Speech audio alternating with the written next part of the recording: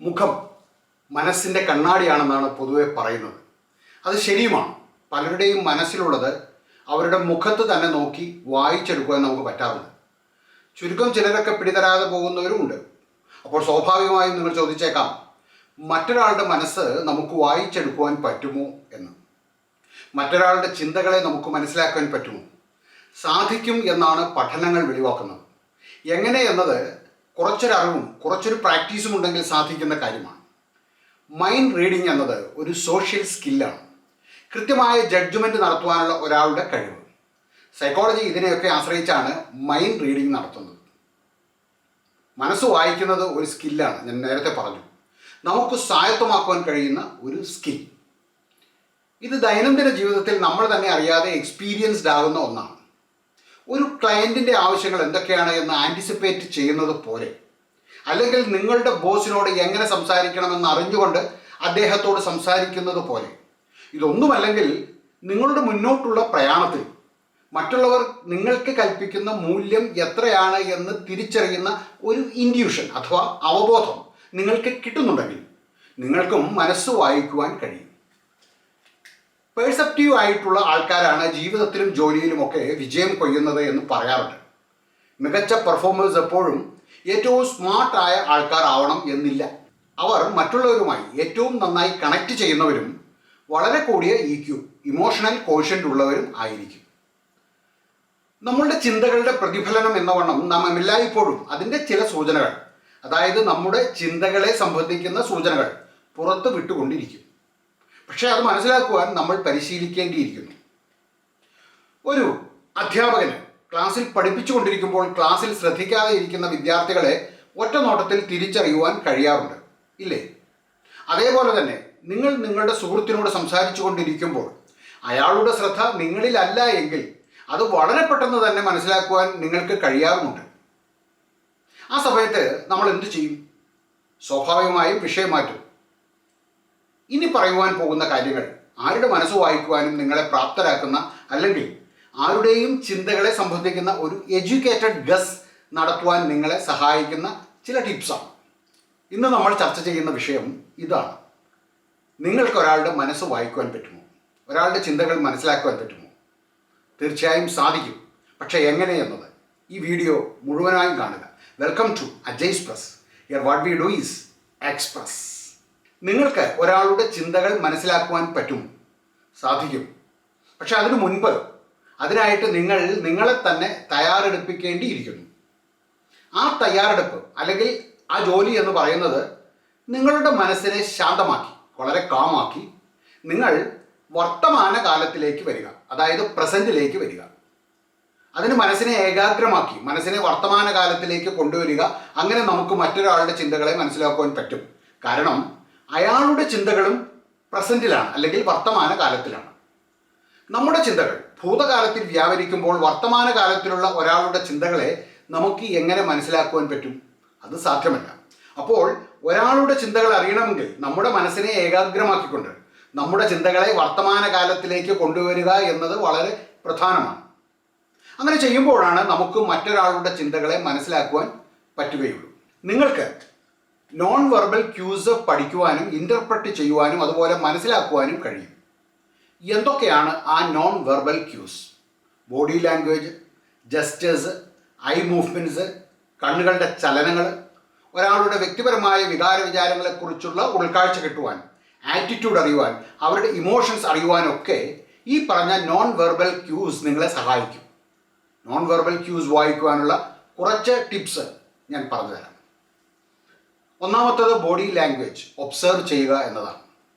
Body ലാംഗ്വേജിൽ posture വളരെ പ്രധാനമാണ്. ഒരാളുടെ പോസ്ചർ അയാളുടെ മൂഡും അതുപോലെ തന്നെ ആത്മവിശ്വാസവും പ്രതിഫലിപ്പിക്കുന്നു. ഒരു ഓപ്പൺ അല്ലെങ്കിൽ റിലാക്സ്ഡ് പോസ്ചർ സാധാരണഗതിയിൽ കംഫർട്ടാണ് കാണിക്കുന്നത്. എന്നാൽ ക്ലോസ്ഡ് അല്ലെങ്കിൽ ടെൻസ് പോസ്ചേഴ്സ് ഡിസ്കംഫർട്ടും ഡിഫെൻസീവ്നെസ്സും അതുപോലെ തന്നെ ഇൻസെക്യൂരിറ്റിയുമാണ് കാണിക്കുന്നത്. ഒരാളുടെ മനസ്സിലെ ചിന്തകൾ അറിയണമെങ്കിൽ ബോഡി ലാംഗ്വേജും ഹാൻഡ് ജെസ്റ്റേഴ്സും മനസ്സിലാക്കേണ്ടതുണ്ട്. ഒരാൾ സംസാരിക്കുമ്പോൾ കൈകൾ അങ്ങോട്ടും ഇങ്ങോട്ടും ചലിപ്പിക്കുന്നതും അവരുടെ ജെസ്റ്റേഴ്സും അവരുടെ വാക്കുകളോടൊപ്പം ചേർത്ത് വായിക്കേണ്ടതുണ്ട്. സംസാരിച്ചു കൊണ്ടിരിക്കുമ്പോൾ ഒരാൾ അയാളുടെ വിരലുകൾ വേഗത്തിൽ ടാപ്പ് ചെയ്യുന്നുവെങ്കിൽ അല്ലെങ്കിൽ വിരലുകൾ ഉപയോഗിച്ച് ശബ്ദങ്ങൾ ഉണ്ടാക്കുന്നു എങ്കിൽ അതിനർത്ഥം അവർ തീർത്തും ബോർഡാണ്, അല്ലെങ്കിൽ തിടുക്കത്തിലാണ്. അതുമല്ലെങ്കിൽ സംഭാഷണം നീട്ടുവാൻ അവർക്കൊട്ടും താല്പര്യമില്ല എന്നാണ്. അതുപോലെ തന്നെ കൈകൾ പിണച്ചു വച്ചിരിക്കുന്നു എങ്കിൽ അതിനർത്ഥം അവർക്ക് നിങ്ങളെ ഇഷ്ടമല്ല എന്നോ നിങ്ങൾ പറയുന്നത് ഇഷ്ടമല്ല എന്നോ ആണ്. അവരുടെ ചിന്തകളെ നിങ്ങളിൽ നിന്നും മനഃപൂർവ്വം മറയ്ക്കുവാനുള്ള ഒരു ശ്രമമാണത്. അങ്ങനെ കൈകൾ പിണച്ചു വച്ചിരിക്കുന്നത് അവരുടെ ചിന്തകളെയും മാനസിക വ്യാപാരങ്ങളെയും മറച്ചു പിടിക്കുന്ന ഒരു മതിൽ പോലെയാണ്. ഇങ്ങനെ ഒരു സിഗ്നൽ കാണുകയാണെങ്കിൽ നിങ്ങൾക്ക് അവരോട് കുറച്ചുകൂടി മൃദുവായ ഒരു സമീപനമാകാം. കുറച്ചുകൂടി സൂക്ഷ്മതയോടെ അവരോട് സംസാരിക്കാം. അവരെ കൂടുതൽ കംഫർട്ടബിൾ ആക്കും. അവരെ അത് കൂടുതൽ ഓപ്പൺ ആക്കും. ഒരാൾ നിങ്ങളുടെ അടുത്തേക്ക് കൂടുതൽ ചാഞ്ഞ് ആണ് നിൽക്കുന്നത് എങ്കിൽ, അതായത് ലീൻ ചെയ്താണ് നിൽക്കുന്നത് എങ്കിൽ അതിനർത്ഥം നിങ്ങളോടുള്ള അവരുടെ താല്പര്യം, നിങ്ങൾ പറയുന്നത് അവർക്ക് കേൾക്കുവാനുള്ള താല്പര്യം, ഇതൊക്കെയാണ് സൂചിപ്പിക്കുന്നത്. ഇങ്ങനെ ശരീരം തന്നെ നിങ്ങളോട് അടുത്ത് നിൽക്കുമ്പോൾ കൂടുതൽ പഠിക്കാൻ, കൂടുതൽ മനസ്സിലാക്കുവാൻ ഒക്കെയുള്ള അവരുടെ താല്പര്യത്തെയാണ് അത് കാണിക്കുന്നത്. രണ്ടാമത്തേത്, മുഖഭാവങ്ങളിൽ ശ്രദ്ധ കേന്ദ്രീകരിക്കുക. Focus on facial expressions. ഇതിൽ തന്നെ കണ്ണുകൾ വളരെ പ്രധാനമാണ്. ചിന്തകൾ നേരിട്ട് വായിച്ചെടുക്കുവാൻ പറ്റില്ലെങ്കിലും ഐ കോണ്ടാക്ട്, ഒരാളുടെ ഇൻട്രസ്റ്റ് അല്ലെങ്കിൽ താല്പര്യം, സിൻസിരിറ്റി അല്ലെങ്കിൽ സത്യസന്ധത, ആർജവം, അതുപോലെ നെർവസ്നെസ് അഥവാ പരിഭ്രമം, സങ്കോചം, മനഃശാഞ്ചല്യം, ഇതെല്ലാം മനസ്സിലാക്കിയെടുക്കുവാൻ സഹായിക്കും. കണ്ണിമ തുടർച്ചയായി ചുമ്മുകയാണെങ്കിൽ അതിനർത്ഥം ഡിസ്കംഫർട്ട് അല്ലെങ്കിൽ അസ്വസ്ഥത, ഡിസ്ഹോണസ്റ്റി, അവിശ്വസ്തത, ഇതൊക്കെയാണ് കാണിക്കുന്നത്. ഇനി ഒരാൾ ഐ കോണ്ടാക്ട് തരുന്നേ ഇല്ലെങ്കിൽ ഇതേ ഡിസ്കംഫർട്ടും ഡിസ്ഹോണസ്റ്റിയും ഷൈനസുമാണ് അത് കാണിക്കുന്നത്. ഒരാളുടെ മനസ്സ് അറിയണമെങ്കിൽ ആദ്യം ചെയ്യേണ്ടത് അയാളുടെ കണ്ണുകൾ ശ്രദ്ധിക്കുക എന്നതാണ്. ഒരാളോട് സംസാരിക്കുമ്പോൾ അയാളുടെ കണ്ണുകളിൽ തന്നെ ശ്രദ്ധിക്കുക. കണ്ണുകൾ സംസാരിക്കില്ല, പക്ഷെ കണ്ണുകൾ ഒട്ടേറെ കാര്യങ്ങൾ പറയും. കണ്ണുകൾ നൽകുന്ന സിഗ്നൽസ് മനസ്സിലാക്കിയാൽ അയാളുടെ മനസ്സിൽ എന്താണ്, അയാൾ ചിന്തിക്കുന്നത് എന്താണ്, അയാൾ ഇനി എന്താണ് ചെയ്യുവാൻ പോകുന്നത് ഒക്കെ നമുക്ക് മനസ്സിലാക്കുവാൻ പറ്റും. ഒരാളുടെ കണ്ണുകൾ ശ്രദ്ധിക്കുമ്പോൾ അവരുടെ നോട്ടം എവിടെയാണ്, അവർ നോക്കുന്നത് എവിടെയാണ്, ഏത് ദിശയിലേക്കാണ് നോക്കുന്നത്, ഇതൊക്കെ പ്രധാനമാണ്. നിങ്ങളോട് സംസാരിക്കുമ്പോൾ അവരുടെ കണ്ണുകൾ അവിടെയും ഇവിടെയുമായി അലഞ്ഞു നടക്കുന്നു എങ്കിൽ അതിനർത്ഥം ആ സംഭാഷണത്തിൽ നിന്നും എങ്ങനെ രക്ഷപ്പെടാമെന്ന് ചിന്തിച്ചുകൊണ്ട് ഒരു വഴി അന്വേഷിച്ചു കൊണ്ടിരിക്കുകയാണ് അയാൾ എന്ന് മനസ്സിലാക്കാം. അല്ലെങ്കിൽ അതിനർത്ഥം അയാൾ നുണ പറയുകയാണ്. അതുപോലെ തന്നെ അയാൾ ഐ കോണ്ടാക്ട് തരുന്നില്ല എങ്കിൽ അതിനർത്ഥം അയാളുടെ പൂച്ച പുറത്തു വരുമോ എന്ന ആശങ്കയിലാണ് അയാൾ എന്ന് മനസ്സിലാക്കാം. എന്നാൽ അയാൾ ഡയറക്റ്റ് ഐ കോണ്ടാക്ട് തരുന്നുവെങ്കിൽ അതിനർത്ഥം അയാൾ സത്യസന്ധനാണ്, അയാൾക്ക് നിങ്ങളോട് സംസാരിക്കുവാൻ താല്പര്യമുണ്ട്. ഇതൊക്കെയാണ്. ഇനി കൺപുരികങ്ങൾ എങ്ങനെയാണ് നീങ്ങുന്നത് എന്നുകൂടി ശ്രദ്ധിക്കുക. കൺപുരികങ്ങൾ നോക്കുമ്പോൾ താഴോട്ട് ആണ് വരുന്നതെങ്കിൽ അവരുടെ ചിന്തകൾ കുറച്ച് ദൃഢമായിരിക്കും. മാത്രമല്ല അവർ മറ്റെന്തിനെയോ കുറിച്ച് ആകുല ചിന്തകളിലാണ് എന്ന് മനസ്സിലാക്കാം. ഇനി കൺപുരികങ്ങൾ മേൽപോട്ട് ആണെങ്കിൽ, കണ്ണുകൾ വിടർന്ന് വലുതായിട്ടുണ്ടെങ്കിൽ അവർ അത്ഭുത പരതന്ത്രരാണെന്നും നിങ്ങൾ പറയുന്നത് കേൾക്കുവാൻ ജിജ്ഞാസു കൂടിയാണ് എന്ന് മനസ്സിലാക്കാം. ഇനി സംസാരിക്കുമ്പോൾ ഒരാളുടെ കണ്ണിലെ പ്യൂപ്പിൾസ് അഥവാ കൃഷ്ണമണികൾ അത് ശ്രദ്ധിക്കുക. കൃഷ്ണമണികൾ വലുതാകുന്നുണ്ടെങ്കിൽ അതിനർത്ഥം അവർക്ക് നിങ്ങളെ ഇഷ്ടമാണ്, നിങ്ങൾ പറയുന്നത് ഇഷ്ടമാണ്, അവർ എക്സൈറ്റഡ് ആണ്, അവർ സന്തുഷ്ടരാണ് എന്നൊക്കെയാണ്. ഇനി കൃഷ്ണമണികൾ ചെറുതാകുന്നു എങ്കിൽ അതിനർത്ഥം അവർക്ക് നിങ്ങളെ ഇഷ്ടമല്ല, അവർക്ക് നിങ്ങൾ പറയുന്നതിനോടും താല്പര്യമില്ല. മാത്രമല്ല അവർ അൺകംഫർട്ടബിൾ ആണ്, അവർ കോപാകുലരും ആണ് എന്നാണ്. ഇനി കണ്ണുകൾ എത്രമാത്രം ചുവന്നാണ് ഇരിക്കുന്നത്, എത്രമാത്രം വെളുത്താണ് ഇരിക്കുന്നത് എന്നുകൂടി ശ്രദ്ധിക്കുക. കണ്ണിൻ്റെ വെളുത്ത ഭാഗത്തിന് സ്ക്ലീറ എന്നാണ് പറയുന്നത്. ഈ സ്ക്ലീറ ചുവന്നാണ് കാണപ്പെടുന്നതെങ്കിൽ അവർ ക്ഷീണിതരാണ്, സ്ട്രെസ്ഡ് ആണ്, അവർ സിക്കാണ് എന്നൊക്കെ മനസ്സിലാക്കാം. അവർക്ക് നിങ്ങളോട് സംസാരിക്കുവാൻ താല്പര്യമുണ്ടാകില്ല എന്നും മനസ്സിലാക്കാം.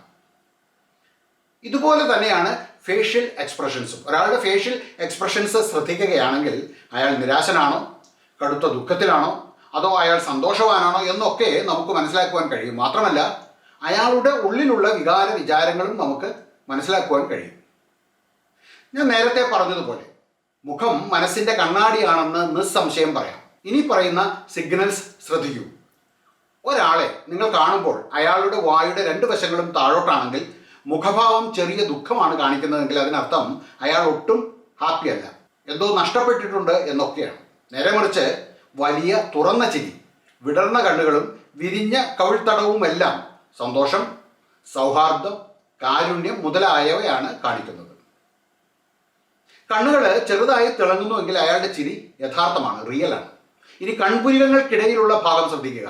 അവിടെ ചുളിവുകൾ കൂടുതലാണെങ്കിൽ അതിനർത്ഥം അയാൾ വല്ലാതെ കൺഫ്യൂസ്ഡ് ആണ്, അയാൾ കടുത്ത ചിന്തയിലാണ്. അതുമല്ലെങ്കിൽ പുതിയ ഒരു കാര്യം, അതുമല്ലെങ്കിൽ മനസ്സിലാക്കാൻ കുറച്ച് ബുദ്ധിമുട്ടുള്ള ഒരു കാര്യം അയാൾ ചിന്തിക്കുകയാണ് എന്ന് മനസ്സിലാക്കാം. ഇനി വായുടെ ചലനങ്ങൾ, അത് ഒട്ടേറെ കാര്യങ്ങൾ നിങ്ങളോട് പറഞ്ഞു തരും. ഫേഷ്യൽ എക്സ്പ്രഷൻസിൽ മൗത്ത് അഥവാ വായുടെ ചലനങ്ങളും ശ്രദ്ധിക്കണം. സ്മൈൽ അഥവാ പുഞ്ചിരി, ഫ്രൗൺ ഒക്കെ ഒരാളുടെ ഇമോഷണൽ സ്റ്റേറ്റ് വെളിവാക്കുന്നു.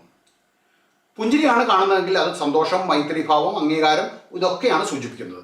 ഫ്രൗൺ അഥവാ നെറ്റിച്ചൊളിക്കുക, മുഷിച്ചിൽ കാട്ടുക ഒക്കെ ആണെങ്കിൽ അത് കാണിക്കുന്നത് ഡിസപ്രൂവൽ, സാഡ്നസ്, ദുഃഖം, ഡിസഗ്രിമെൻറ്റ്, വിയോജിപ്പ് ഇതൊക്കെയാണ്.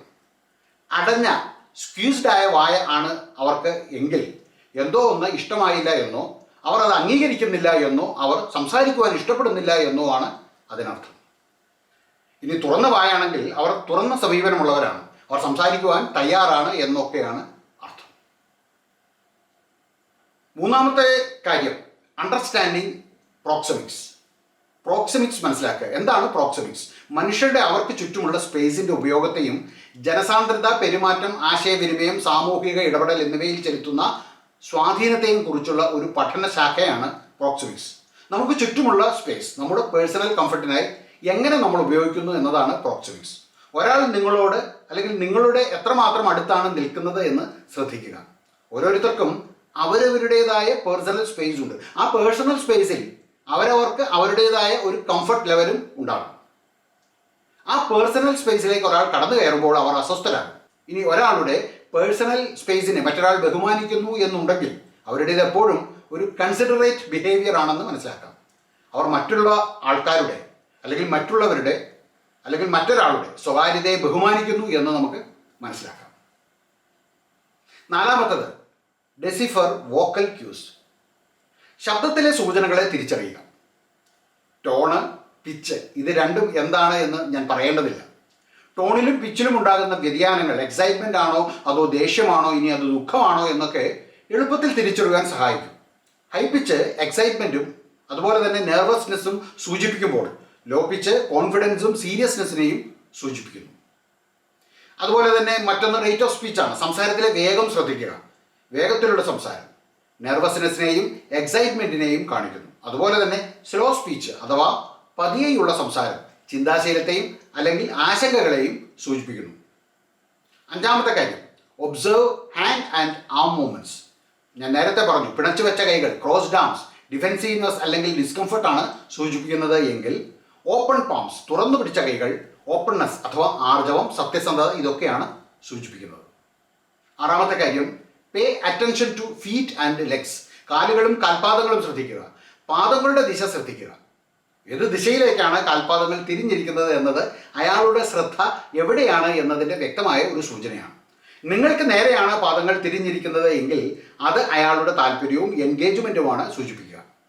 കാൽപാദങ്ങൾ നിങ്ങളിൽ നിന്ന് അകന്നാണ് തിരിഞ്ഞാണ് ഇരിക്കുന്നത് എങ്കിൽ അത് താല്പര്യക്കുറവും ഡിസ്കംഫർട്ടുമാണ് സൂചിപ്പിക്കുന്നത്. ഏഴാമത്തെ കാര്യം കൺസിഡർ കൾച്ചറൽ ഡിഫറൻസസ്. സാംസ്കാരിക പശ്ചാത്തലം മനസ്സിലാക്കുക. വ്യത്യസ്തങ്ങളായ സംസ്കാരങ്ങൾക്ക് വ്യത്യസ്തങ്ങളായ ബോഡി ലാംഗ്വേജ് ഇൻ്റർപ്രിട്ടേഷൻസ് ആകും ഉണ്ടായിരിക്കുക. അതുകൊണ്ട് തന്നെ സാംസ്കാരിക പശ്ചാത്തലവും കോണ്ടെക്സ്റ്റും മനസ്സിലാക്കുവാൻ മറക്കരുത്. ഉദാഹരണത്തിന് ഡയറക്റ്റ് ഐ കോണ്ടാക്ട് ഒരു സംസ്കാരത്തിൽ അസേർട്ടീവ് ആണെങ്കിൽ മറ്റൊരു സംസ്കാരത്തിൽ അത് തീർത്തും ഡിസ്റെസ്പെക്ട്ഫുൾ ആയിരിക്കും. എട്ടാമത്തെ കാര്യം വാച്ച് ഫോർ ക്ലസ്റ്റേഴ്സ്. വിവിധങ്ങളായ സൂചകങ്ങൾ ശ്രദ്ധിക്കുക. പലതരം സൂചകങ്ങളുടെ കോമ്പിനേഷൻ കൃത്യമായ ഒരു വിശകലനം നമുക്ക് സാധ്യമാക്കി തരും. ഉദാഹരണത്തിന് ഒരാളുടെ പിണച്ചു വെച്ച കൈകളും അതോടൊപ്പം ഐ കോണ്ടാക്ട് തരാതിരിക്കുകയും ചെയ്യുന്നത് അയാളുടെ ഡിസ്കംഫർട്ടാണ് വെളിവാക്കുന്നത്. ഒമ്പതാമത്തെ കാര്യം ബി മൈൻഡ്ഫുൾ ഓഫ് കോണ്ടെക്സ്റ്റ്. ഒരു സിറ്റുവേഷൻ്റെ കോണ്ടെക്സ്റ്റ് മനസ്സിലാക്കുക. നോൺ വെർബൽ ക്യൂസിൻ്റെ വ്യാഖ്യാനത്തിൽ ഇത് വലിയ സ്വാധീനം ചെലുത്തുന്നുണ്ട്. അതുകൊണ്ട് സാഹചര്യങ്ങളും സന്ദർഭങ്ങളും വ്യക്തമായി മനസ്സിലാക്കുക. ഒരു സംഭാഷണത്തിനിടയിൽ അപരൻ പുഞ്ചിരിക്കുമ്പോൾ അതിനർത്ഥം അയാൾ യോജിക്കുന്നു എന്നാണ്. എന്നാൽ ഒരു ദുർഘടമായ സാഹചര്യത്തിലെ പുഞ്ചിരി ഒരു നെർവസ് റെസ്പോൺസ് ആണെന്ന് ഓർമ്മിക്കുക. 10. Practice active listening. നല്ലൊരു കേൾവിക്കാരനാകാൻ പരിശ്രമിക്കുക. ടോണും കണ്ടന്റും പോലുള്ള വെർബൽ ക്യൂസിനോടൊപ്പം നോൺ വെർബൽ ക്യൂസ് കൂടി സംയോജിപ്പിക്കുമ്പോൾ ആ വ്യക്തിയുടെ ഫീലിങ്സ്, ഇൻറ്റൻഷൻസ് തുടങ്ങി ഒരു വ്യക്തിയെ സംബന്ധിക്കുന്ന വ്യക്തമായ ഒരു ചിത്രം അതിലൂടെ നമുക്ക് ലഭിക്കുന്നതാണ്. നമ്മൾ ഇതുവരെ പറഞ്ഞതെല്ലാം ജനറൽ ഗൈഡ് ലൈൻസ് മാത്രമാണ്. വ്യക്തികൾ തമ്മിൽ വ്യത്യാസങ്ങൾ ഉണ്ടായേക്കുമെന്നല്ല, ഉണ്ടാകും. മിസ് ഇൻറ്റർപ്രട്ടേഷൻ ഉണ്ടാകാൻ സാധ്യതയുണ്ട്. അതുകൊണ്ട് തന്നെ വിവിധങ്ങളായ സൂചകങ്ങളും സാഹചര്യങ്ങളും മനസ്സിലാക്കി വേണം ഒരു ഇൻറ്റർപ്രട്ടേഷൻ അല്ലെങ്കിൽ വ്യാഖ്യാനത്തിന് മുതിരാവും. ഓർമ്മിക്കുക, വ്യക്തികളുടെ സ്വകാര്യത മാനിക്കുക. അതുപോലെ തന്നെ നോൺ വെർബൽ ക്യൂസിനെ മാത്രം ആശ്രയിച്ച് ധാരണകൾ സൃഷ്ടിക്കാതെ ഇരിക്കുക. ഈ വീഡിയോ ഇവിടെ പൂർണ്ണമാവുകയാണ്. നിങ്ങൾക്ക് ഈ വീഡിയോ ഉപകാരപ്രദമായി എന്ന് നിങ്ങൾ കരുതുന്നുണ്ടെങ്കിൽ തീർച്ചയായും ഈ വീഡിയോ മറ്റുള്ളവർ കൂടി ഒന്ന് ഷെയർ ചെയ്ത് കൊടുക്കുക. ഈ ചാനൽ ഒന്ന് സബ്സ്ക്രൈബ് ചെയ്യുവാൻ ആരും മറക്കരുത്. എല്ലാവർക്കും നല്ലൊരു ദിവസം ആശംസിക്കുന്നു. നന്ദി, നമസ്കാരം.